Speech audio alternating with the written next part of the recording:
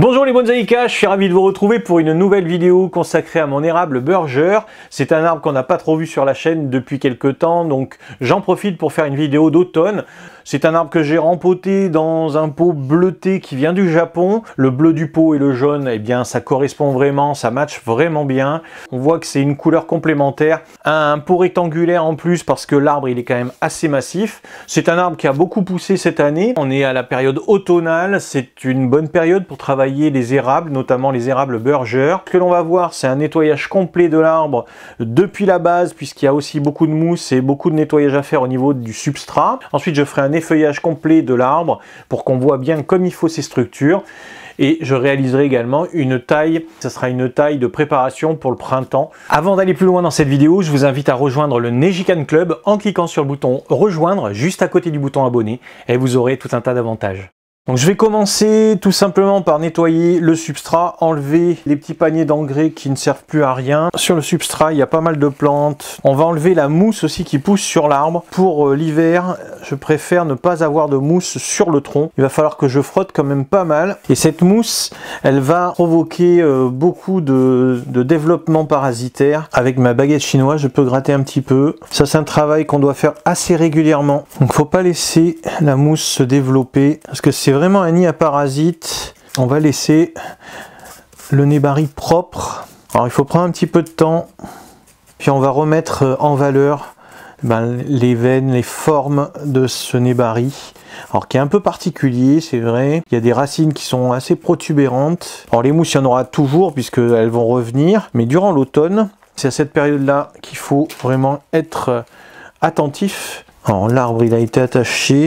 Je vais en profiter pour enlever le fil d'attache. On voit qu'il y a une petite marque, mais ça va pas rester bien longtemps. On enlève, on nettoie bien.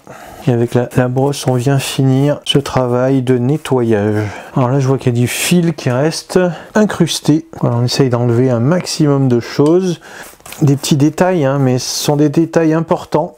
Voilà, on peut constater que c'était sur une seule partie de l'arbre justement que s'était développé des mousses. Voilà, l'arbre est maintenant beaucoup plus propre au niveau de sa base.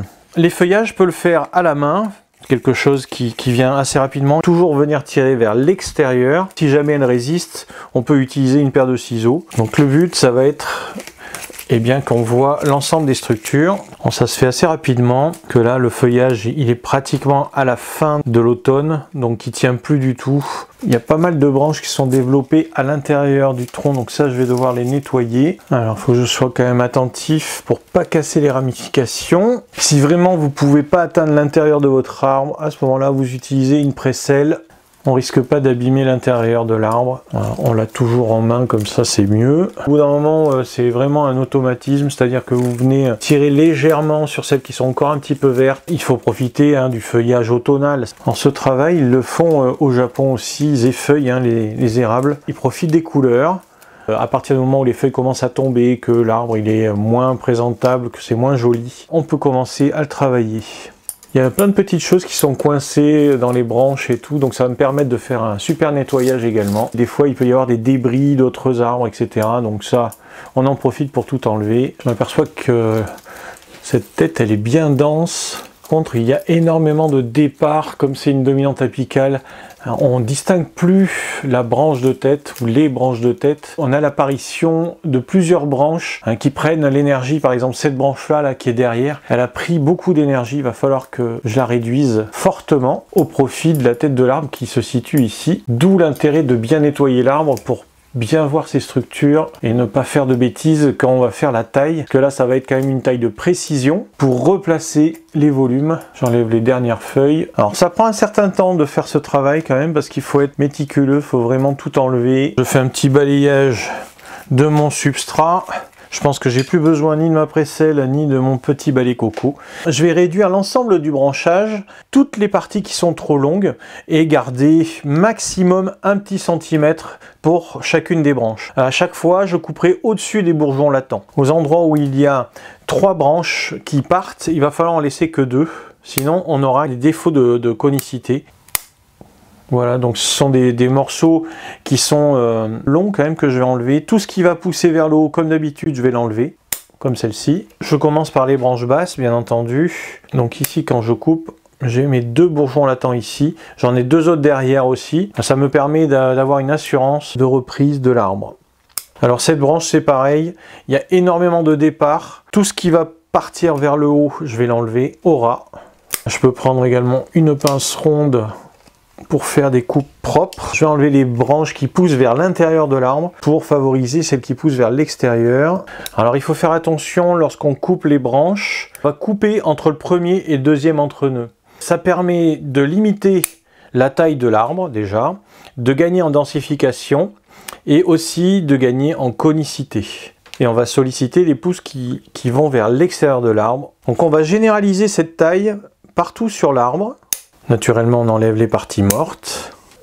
Alors, durant la période de pousse, on va laisser bien sûr tiger un petit peu. Dès que ça commence à pousser fortement, on limite les pousses du haut de l'arbre, ce qui permet comme ça de laisser développer toutes les pousses qui sont en bas de l'arbre. Il faut éviter de faire des grosseurs. Celle-ci, elle s'est développée parce qu'on a laissé trop longtemps plusieurs branches se développer à la même intersection. Quand on a ce genre de choses, on essaye de faire une correction en rognant un petit peu avec la pince ronde. Je rogne sur le dessus et un petit peu sur le côté et je laisse 2 départs de branches et ainsi de suite pour avoir une ramification qui se complexifie au fur et à mesure qu'elle devient de plus en plus fine. L'ensemble de mon plateau bas est réalisé, il a été nettoyé. Je vais garder pour l'instant cette branche ici. On verra après dans la silhouette de l'arbre si je la conserve. Lorsque on commence à être habitué à tailler, on le fait de plus en plus rapidement, mais le but c'est vraiment d'être précis et de garder toujours un seul entre-nœud avec 1 ou 2 cm de rab au cas où il y a un retrait de sève. Les branches qui poussent en dessous, je les enlève. Alors c'est de la logique de construction et c'est du nettoyage. Alors en plus, on évite les croisements de branches. Je pourrais éventuellement réduire à des tailles encore plus courtes. Je fais aussi quelques corrections sur des moignons que je peux maintenant rogner et sur lesquels je viendrai poser après un petit peu de mastic. Là je vais réduire la longueur. C'est rare quand je garde 2 entre-nœuds, ça peut arriver. On évite ainsi que l'arbre s'agrandisse.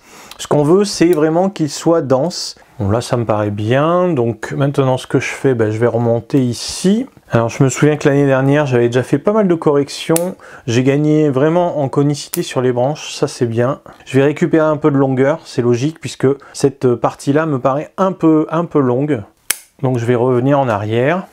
Alors ça se fait par petites touches et une fois que on aura fait l'ensemble de la taille, je reviendrai encore dessus. Maintenant je vais travailler sur des plateaux beaucoup plus hauts. Alors on va essayer aussi de gagner un petit peu en volume. Donc on n'est pas obligé d'enlever toujours ce qui pousse vers le haut, surtout si c'est légèrement horizontal. Voilà, sur ce feuillage là, on a un départ de ce côté-là, un départ de ce côté-là, et ça va croiser dessous.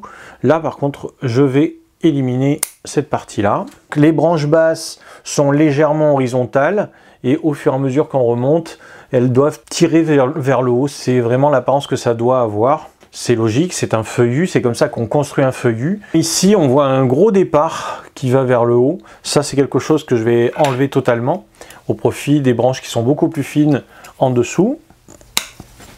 Et puis maintenant, avec ma paire de ciseaux, je viens nettoyer et je continue ma sélection en gardant qu'un seul entre-nœud. Alors je vérifie toujours les longueurs par rapport aux autres branches. C'est vraiment très important de vérifier chaque longueur par rapport aux branches qui sont en dessous, puisque c'est sur ça qu'on va se caler pour avoir une jolie proportionnalité. On va retrouver sa triangularité, on va dire. Ici on a une branche qui est très grande, qui est très volumineuse, qui a poussé parce qu'elle a fait grossir cette branche là, donc ça c'est très bien, mais maintenant je vais l'enlever complètement et celle-ci je vais la réduire. Donc là, ça correspond à la silhouette de l'arbre, c'est-à-dire qu'elle est beaucoup plus petite, cette branche-là. Elle est face à l'observateur aussi, mais elle est dans la partie supérieure de l'arbre, donc ça pose pas de problème, on la garde. Voilà, ici, je garde pas mal d'intersections, parce que on est sur le haut de l'arbre, et il faut quand même habiller ça. Voilà, chaque branche est traitée en détail, et à chaque fois, on vient enlever ce qui gêne, ce qui pousse pas logiquement vers l'intérieur ou vers le bas. C'est du détail, c'est vraiment ce qui va faire eh bien, le mochikomi, on va dire, de l'arbre hein, par la suite. Donc c'est crucial de faire ce travail très régulièrement. Je travaille maintenant sur les branches qui forment la tête de l'arbre. Je prends quand même du temps pour observer un petit peu comment ça se passe. J'ai bien envie d'enlever cette section-là. Parce que c'est une branche qui est très grosse par rapport à tout le reste, qui prend de la puissance en plus. Alors déjà, elle a pris beaucoup de puissance. Ici, on voit qu'il y a un défaut de conicité. Alors, je prends soin quand même d'enlever la grosseur qui existait. Et là, je viendrai également poser du mastic. Là, je vais enlever cette branche également qui pousse vers le haut. Il ne faut pas avoir peur de couper hein, même un vieil arbre. Il faut que ce soit logique. Donc là, il y avait vraiment un petit souci. Cette branche-là, elle est vraiment trop longue par rapport à celle-ci. Je rogne la partie qui a un défaut de conicité. Je reste logique, cette branche-là, elle doit être plus courte que celle-ci. Et je laisse 2 branches par intersection. Celle-ci, on peut garder la longueur. Voilà, ici, j'ai une branche qui redescend un petit peu. Il y a un joli look, je trouve. On va s'en servir. Ici, j'ai une branche qui est mal placée que je vais retirer parce qu'elle est à l'intérieur, elle est face à l'observateur et je vais garder les branches qui sont sur les côtés. Donc j'ai juste qu'à les raccourcir un tout petit peu et enlever aussi bien sûr les moignons, les choses qui sont mortes. Tant qu'à faire, j'ai un moignon ici, je vais l'enlever aussi. Il faut que je réduise les branches qui poussent vers le haut sur ces parties-là. Alors après, j'ai le choix de la tête de l'arbre. Ici, je trouve que cette partie-là, elle repart vers l'arrière. Je vais l'enlever complètement au profit de l'autre qui est derrière. Cette partie-là et cette partie-là, ça va composer la tête de l'arbre. Donc cette partie-là va être beaucoup plus basse, bien entendu. Et ici, je vais garder un peu plus de hauteur. Ici, je réduis un petit peu. Là, la coupe est pratiquement terminée. Maintenant, je viens affiner le travail. C'est-à-dire que là, s'il y a des longueurs qui ne vont pas, je vais les régler par rapport à l'ensemble de la silhouette de mon arbre. Donc ici, je trouve que celle-là, elle remonte trop, finalement. Celle-ci repart trop vers l'arrière. Alors, des petits détails, hein, mais à chaque fois, on va revenir. Je trouve que ici aussi, c'est un peu long. Je retire un peu de longueur. Et également ici. C'est à la fin du travail que je viens poser un peu de mastic, toujours en couche épaisse, sur les coupes. Alors c'est bien parce que c'est du mastic qui colle fortement. Donc ça va rester un bon moment. Ça va protéger les plaies, aider l'arbre à cicatriser. Il faut prendre le temps de faire ce genre de choses. C'est bien pour l'arbre.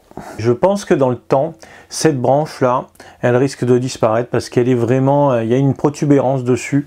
C'est pas très esthétique. Ce qui est dommage, c'est que ça fait la profondeur de l'arbre.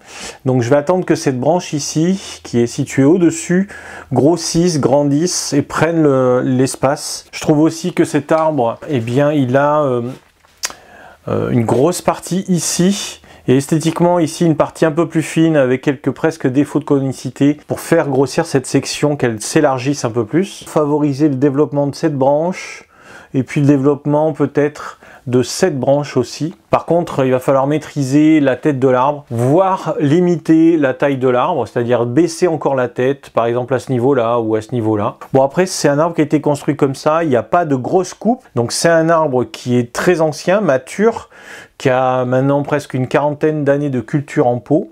Le nébari est un peu particulier, avec des racines assez protubérantes, qu'il faut mettre en valeur, je pense. Donc le substrat, il y a beaucoup de pumice, avec une partie aussi zéolite, 30% de zéolite. Pour l'instant, ça me paraît très bien comme résultat. Je dirais que c'est toujours agréable à travailler un arbre comme ça. Et il a une maturité, il a ce qu'on appelle du mochikomi, donc c'est très agréable comparé à d'autres arbres beaucoup plus jeunes de travailler sur cette pièce. C'est un arbre qui a appartenu pendant plus de 10 ans à Michel Sacal et aujourd'hui c'est un arbre qui est dans ma collection depuis une dizaine d'années. Je suis très heureux de continuer à m'en occuper, de continuer à l'entretenir. C'est un entretien qui doit être quand même régulier et permettre ainsi aux branches bien non seulement d'être nettoyées, d'être régénérées et puis de gommer aussi toutes les imperfections comme ce qu'on a pu voir des grosseurs. Quand il a l'ensemble de sa feuillaison, c'est un arbre qui est vraiment très agréable à regarder. garder. Le pot, il est relativement épais quand même, il permet au nébari de continuer à se développer. Je trouve que la couleur va très bien aussi avec le feuillage d'automne.